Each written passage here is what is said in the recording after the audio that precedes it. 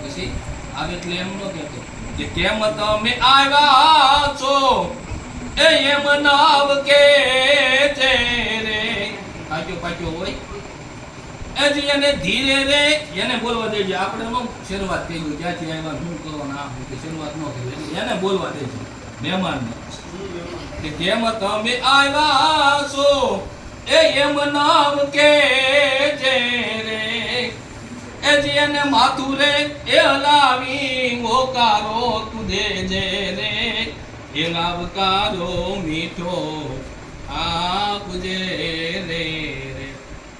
આ સમાજને સમજાવ્યું આમ કરવામાં મહેમાન આવે પછી હું કીધું કે કાગયે ને પાણી પાજે અને સાથે બેસી ખાજે રે.